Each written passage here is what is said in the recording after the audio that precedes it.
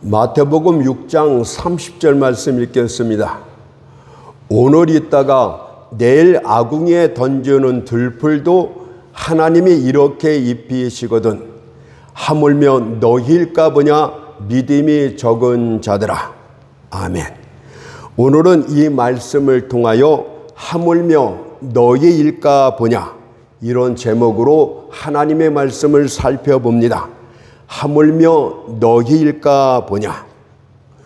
우리의 일상생활을 힘들게 하는 섭리의 거친 물결들과 우리의 미래마저 암울케 만드는 현재적 상황들은 우리 마음을 어지럽게 만듭니다. 따라서 우리는 자신의 삶 속의 모든 일들에 대해서 주의 깊게 살펴보고 적절히 염려할 줄 아는 것은 좋은 일이 됩니다. 하지만 그런 염려도 지나치게 되면 그 자체가 죄의 성질을 지니게 됩니다. 본래 염려의 본질은 우리 스스로가 하나님보다 더 잘 처리할 수 있다는 망상에서 비롯되었기 때문입니다. 하나님께서는 우리의 어떤 짐도 져주지 않을 것이며 또한 그는 져줄 힘도 없기 때문에 우리 자신이 그 짐을 지려고 노력하는 것 자체가 염려입니다. 바로 이러한 무례함과 뻔뻔스러움 속에 죄의 본질이 있습니다. 또한 염려는 다른 죄악들로 우리를 인도합니다. 자기의 사업을 하나님께 맡길 수 없는 상인은 상업적 속임수에 빠지게 됩니다. 뿐만 아니라 도움이 된다면 불경한 것들에 대해서도 거침없이 손을 내밀게 됩니다. 따라서 염려에 빠지는 것 그 자체가 죄악이고 어떤 죄악에 물들어 가고 있다는 증거가 되겠습니다. 사실 염려는 염려로 가득 찬 사람에게 잘 불어납니다. 만일 여러분이 걱정하고 염려하고 안달하게 되면 그때부터 주변의 다른 염려들까지 달라붙기 시작합니다. 그는 곧 염려라는 악습에 빠지게 될 것이고 그것은 삶을 지배하게 될 것이며 그러한 삶은 살만한 가치조차 없어지고 맙니다. 오늘날 수많은 사람들을 정신병원으로 인도하는 것이 무엇입니까? 왜 곳곳에 새로운 정신병원들이 세워져야 하며 또한 미친 사람들을 수용할 그런 건물들이 계속 증축되어야만 합니까? 또한 염려는 수많은 사람들을 독약에 든 잔과 목매담과 칼로 인도하고 있지 않습니까? 따라서 우리의 염려를 하나님께 맡기지 못한다면 우리들은 증가하는 자살과 증가하는 정신병자들에 대해서 계속 소문을 듣게 될 것입니다. 따라서 우리가 먼저 살펴볼 것은 염려의 불합리함과 부당성이 되겠습니다. 첫째로 염려는 아무리 많이 한다 할지라도 그냥 소용없는 짓거리에 불과합니다. 주님께서 마태복음 6장 27절에서 너희 중에 누가 염려함으로 그 키를 한 자나 더할 수 있느냐고 물으십니다. 참으로 염려가 이런 하찮은 일신적인 일조차 하지 못한다면 일상생활에 엄중한 섭리적인 문제들을 어떻게 해결할 수 있단 말입니까? 한 농부가 들판에 서서 안달하고 불안해하며 왔다 갔다 하고 있습니다. 그는 쏟아지는 비를 보며 말하기를 만일 이 비가 계속 내린다면 곡식들은 다 죽고 말 것인데 앞으로 어떻게 먹고 살지라고 했습니다. 하지만 농부의 모든 염려로는 한 줄기 햇살조차 만들지 못했습니다. 그의 모든 언짢은 말들을 통해서 한 조각의 구름도 날려버릴 수가 없었습니다. 그의 모든 불평들을 통해서 한 방울의 비도 멈추게 할 수 없었습니다. 이렇게 염려에 염려를 더한다 할지라도 아무것도 해결할 수 없다면 왜 염려를 여러분은 멈추지 못하는 것입니까? 염려는 그저 여러분의 심장만 갉아먹을 뿐입니다. 두 번째로 염려는 여러분들의 유용성을 떨어뜨리게 됩니다. 염려로 방해를 받는 마음은 마치 무거운 옷을 입고 헤엄치려는 자와 똑같습니다. 만일 여러분이 해변까지 헤엄쳐 가길 원한다면 먼저 그 무거운 옷부터 벗어 버리십시오. 만일 그 옷을 산산조각 찢어 없애지 못한다면 여러분은 물 위로 머리를 내미지 못하게 될 것입니다. 저는 어떤 말씀 사역자를 보며 그가 만일 모든 염려를 집에 내려놓은 채 복음을 설교했더라면 얼마나 잘했을까라는 안타까운 생각을 가진 적이 있었습니다. 또한 저는 어떤 찬양 사역자를 보면서 만일 그의 귓가에서 염려의 윙윙거리는 소리가 들리지 않았다면 저가 천상의 목소리로 얼마나 노래를 잘했을까 이런 생각도 해보았습니다. 예를 들어서 여러분이 부른 짐꾼이 아침에 그의 등짝에 자신의 무거운 짐들을 잔뜩 지고 나타났다고 칩시다. 그러면 여러분은 그 짐꾼을 보고 어떤 말을 할 것입니까? 필경 이렇게 말했을 것입니다. 여보게, 당신은 내 일을 하기에 적합하지 않네. 내가 당신을 고용한 것은 내 집을 운반하기 위해서라네. 그런데 어찌하여 자네 짐을 잔뜩 지고 왔는가? 과연 그런 상태로 어떻게 내 짐을 지겠는가?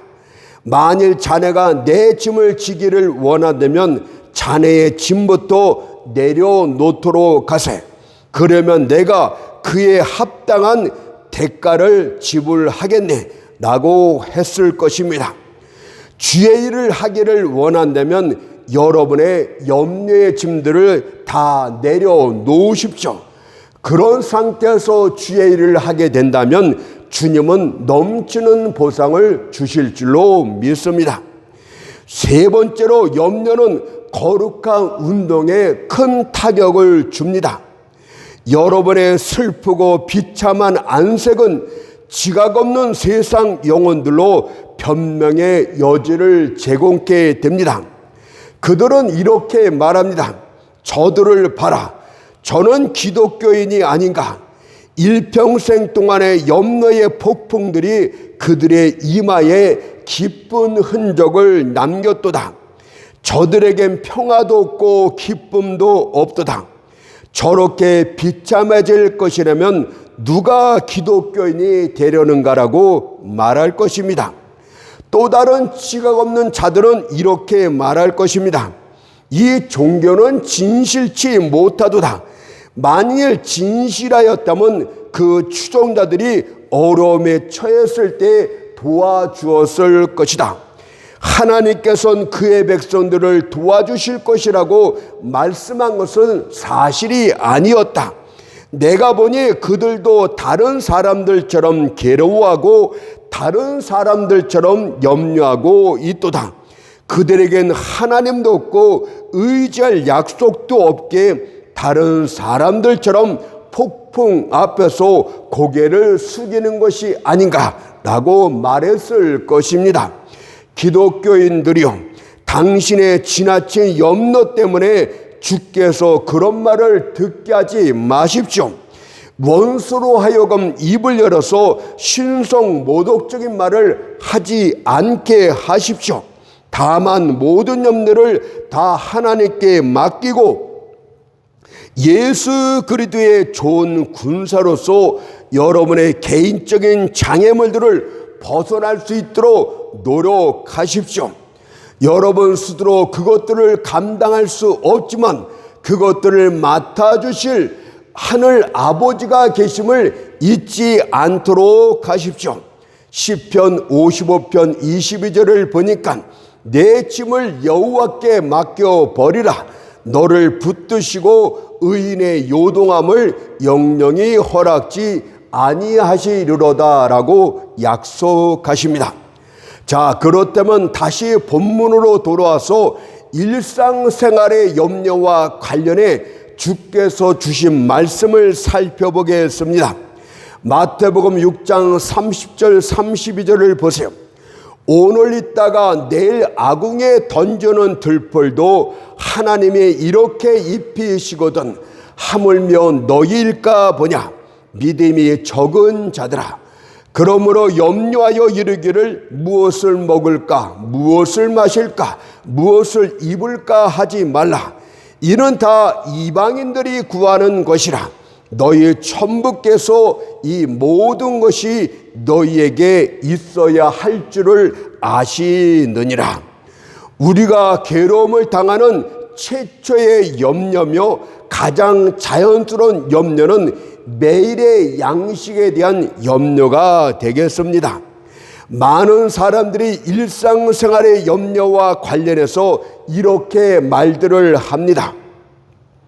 만일 내가 일자리를 잃게 되면 어떻게 생계를 꾸려나가지? 나는 모아둔 재산도 없고 또한 곤경에 처했을 때 나를 도와줄 후원자도 없는데 어떻게 살아가지? 라고 염려를 합니다. 하지만 주님께서는 매일의 양식으로 염려하는 자들에게 다음 같은 달콤한 위로를 주십니다. 마태복음 7장 26절에서 30절을 보십시오. 공중 나는 새를 보라. 심지도 않고 창고에 모아들이지도 아니하되 너희 천부께서 기르시느니라. 들에 핀 백합화를 보라. 내일 아궁에 던져질 들펄도 하나님께서 이렇게 입히시지 않느냐.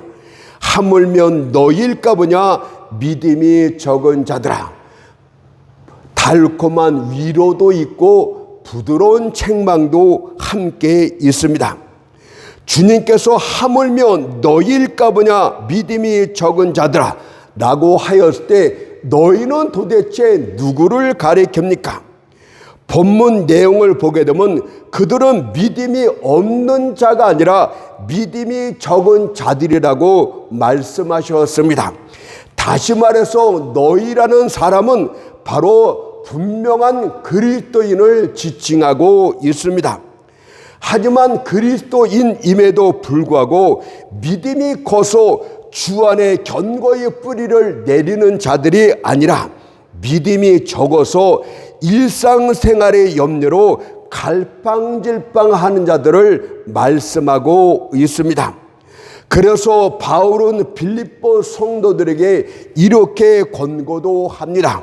빌립보서 4장 1절을 보니까 사랑하는 자들아 주 안에 견고히 서라.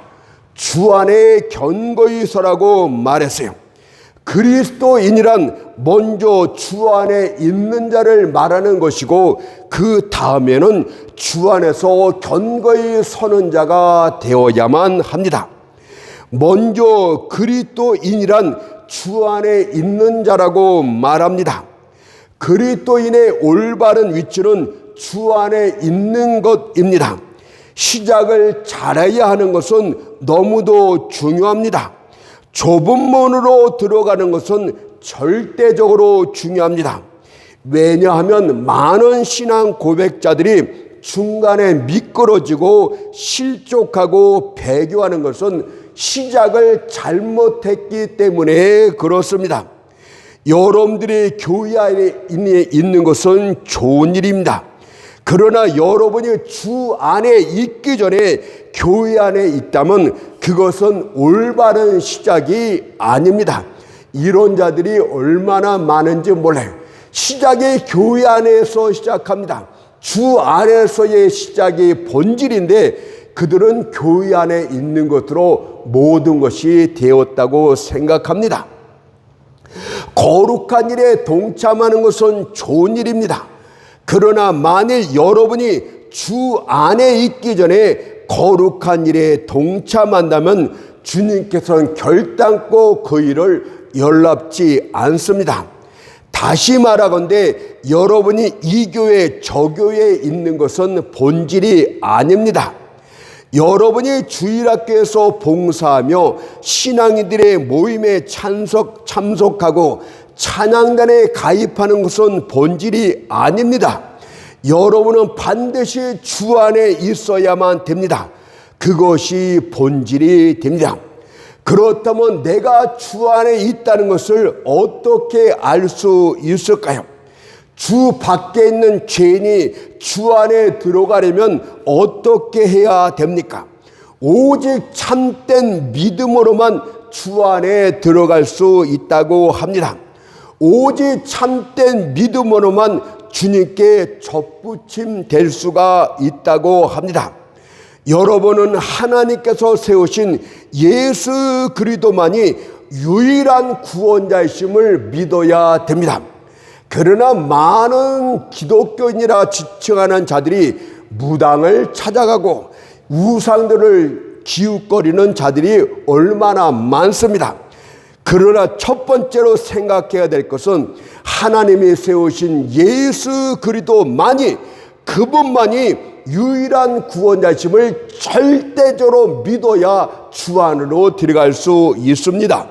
사도행전 4장 12절을 보니까 다른 이로서는 구원을 얻을 수 없나니 천하인간의 구원을 얻을 만한 다른 이름을 우리에게 주신 일이 없음이니라.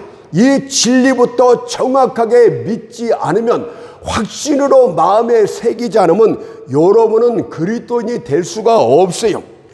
우리의 첫 부모 아담과 하와가 범죄함으로 죄가 세상에 들어왔을 때 하나님께서 보내주시겠다고 약속하신 여자의 후손이 바로 예수 그리스도이심을 절대적으로 믿어야 됩니다. 남자와 여자 사이에서 태어나신 분이 아니라 여자의 후손, 동정녀 마리아의 후손으로 오실 그분이 바로 예수 그리스도이심을 정확하게 믿고 있어야만 됩니다. 또한 여러분은 그분이 완전한 사람이심을 믿어야만 참된 믿음이 됩니다. 사람이 율법을 어겼기 때문에 또한 사람이 그것을 지켜야 됨이 마땅합니다.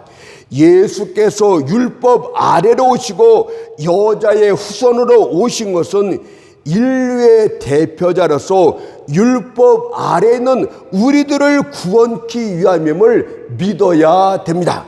그분께서 율법 아래 오셔갖고 율법을 온전히 순종하심으로써 율법 아래 매인받은 우리를 구원케 위해서 사람으로 오셨다. 이 진리를 믿어야만 됩니다. 갈라디아서 4장 4절 5절을 보세요. 때가 참에 하나님이 그 아들을 보내사 여자에게서 나게 하시고 창세기에 원시복음을 성취합니다.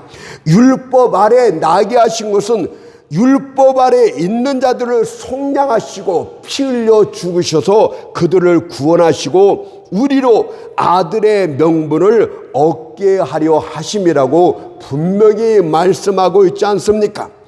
또한 여러분은 그분이 완전한 하나님이신도 믿어야 됩니다.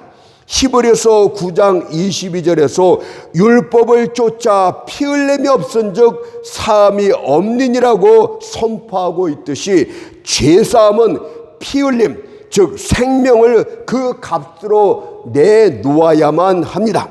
그런데 첫사람 아담의 범죄함으로 모든 사람이 죄인 되고 말았습니다. 따라서 우리의 구원자로 오실 분은 자신의 생명으로 모든 사람의 생명을 대신할 자여야만 합니다. 상천하지에 그렇게 하실 일은 우리를 창조하신 하나님 한 분뿐이십니다. 따라서 만일 그리스도가 하나님이 아니시라면 우리의 구원은 헛된 것이 됩니다. 하지만 성경은 이렇게 선포를 했습니다. 로마서 9장 5절을 보니까 그리스도가 저희에게서 나셨으니 저는 만물 위에 계셔 세세의 찬양을 받으실 하나님이시니라. 아멘. 여러분이 이 구원의 가장 기본적인 진리를 믿을 때 비로소 주 안에 거하는, 주 안에 들어가는 진짜 그리스도인이 되는 것입니다. 하지만 본문에선 믿음이 적은 자여라고 하였듯이 비록 믿음이 있어 구원받은 그리스도인이라 할지라도 그런 생활에서도 믿음으로 살아가야 합니다. 많은 그리스도인들이 주 안에 견고히 서지 못한 채 염려하며 두려워하며 갈팡질팡하고 있습니다. 이런 이들이 바로 주님께서 말씀하신 하물며 너희일까 보냐 믿음이 적은 자들아, 여기에 대한 대상이 되겠습니다. 로마서 1장 17절을 보니까 믿음으로 믿음에 이르게 하는 하나니라고 하였듯이 믿음은 구원받을 때만 필요한 것이 아니라 전체 삶을 통해서 매일매일 순간순간 필요한 것이 믿음이라고 합니다. 믿음으로 믿음에 이르게 하나님. 그런데 왜 이들은 주 안에 견고히 서지 못한 채 이리저리 흔들리고 있는 것입니까? 왜 교회 첨탑 위에 풍향계처럼 바람 부는 대로 흔들리고 있는 것입니까? 본문은 그 이유 하나를 말합니다. 생활을 주관하시는 하나님의 섭리를 신뢰치 못하기 때문에 그렇다고 합니다. 구원자로서 예수를 영접한 것은 맞는데 바로 하나님의 세상을 주관하시는 섭리자이심을 여전히 믿지 못하기 때문에 하물며 너희일까 보냐 믿음이 적은 자들아, 생활 가운데 염려가 나타나고 있다고 말했어요.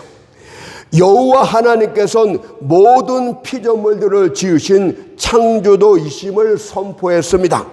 요한복음 1장 3절을 보니까 만물이 그로 말미암아 지은 바 되었으니 지은 것이 하나도 그가 없이는 된 것이 없느니라. 또한 만물을 지으신 자가 만물을 다스리는 것이 마땅하듯이 여호와는 만물을 다스리시는 절대 주권자이시기도 합니다.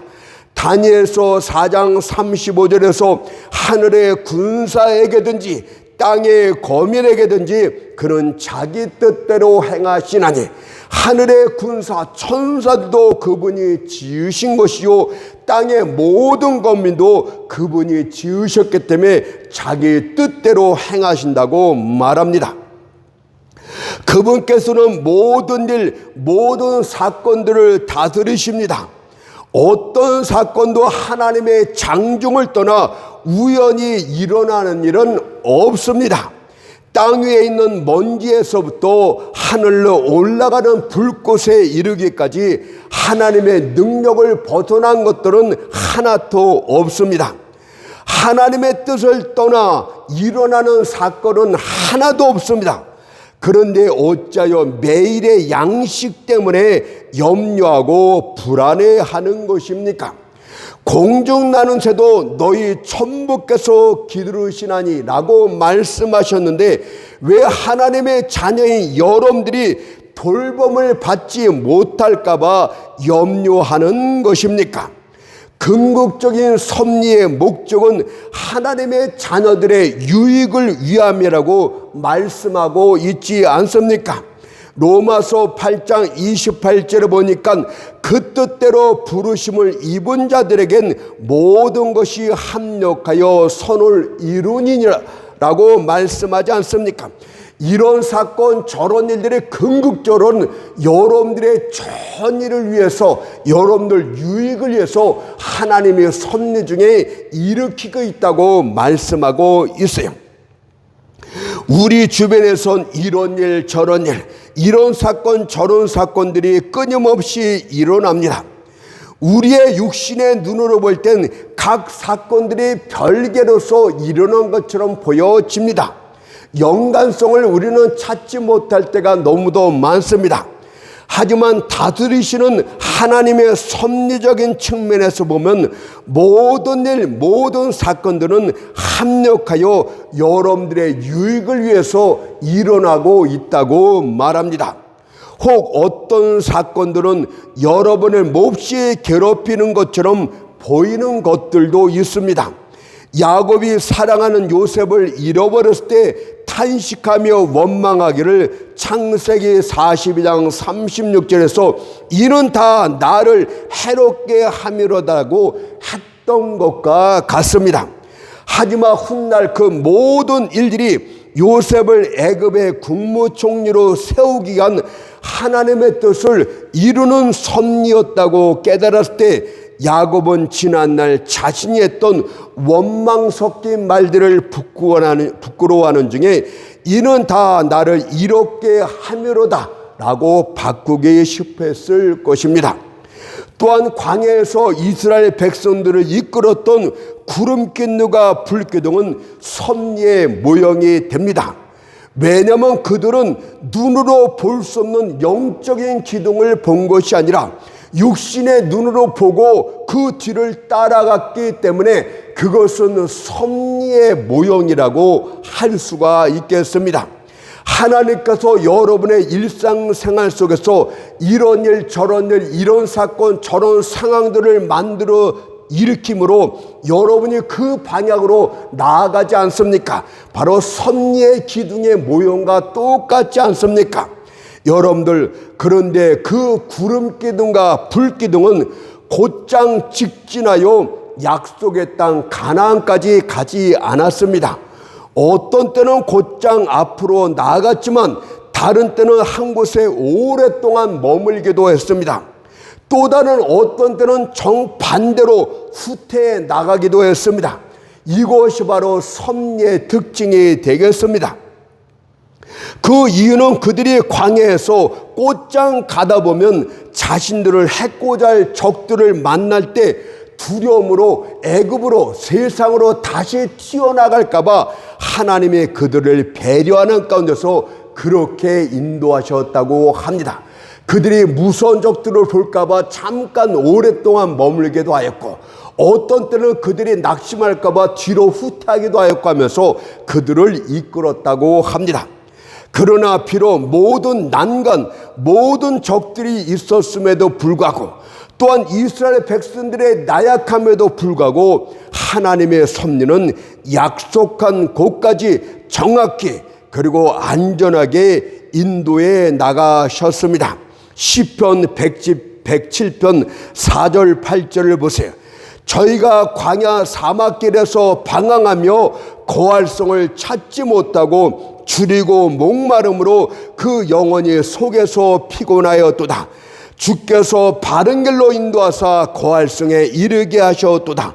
여호와의 인자하심과 인생에게 행하신 귀한 일들을 인하여 그를 찬송할지어다라고 말씀하고 있지 않습니까? 그렇다면 더 이상 일상생활의 염려로 인하여 갈팡질팡하지 말고 주 안에 견고히 서십시오. 하나님의 섭리를 믿고 그분의 인도하심을 따라 약속의 땅까지 나아가도록 하십시오. 우리에겐 베드로전서 2장 6절에 유로의 말씀이 있습니다. 저를 믿는 자는 부끄러움을 당치 아니하리라. 이 말씀은 믿는 자들은 다음 같은 후회를 하지 않게 될 것이란 뜻입니다. 나는 너무 맹목적으로 주를 믿었나 보다. 그래서 나는 속았도다. 이런 말을 결단코 하지 않을 것입니다. 또한 나는 너무 어린아이처럼 순진하게 주를 믿었나 보다. 나는 모든 것을 그분에게 맡겼노라. 때문에 나는 빠져나올 수 없는 울미에 걸리고 말았도다. 이런 말도 하지 않게 될 것입니다. 도리어 스바 여왕처럼 솔로몬의 모든 영광을 본 다음에 이렇게 말하게 될 것입니다. 결론적으로 말합니다. 이제 내가 눈으로 목도하여 보니 내가 생각했던 것은 오히려 절반에도 못 미치도다. 그분께서 내가 감당할 수 없을 만큼 차고 넘치게 부어주셨도다 라고 말하게 될 줄 믿습니다.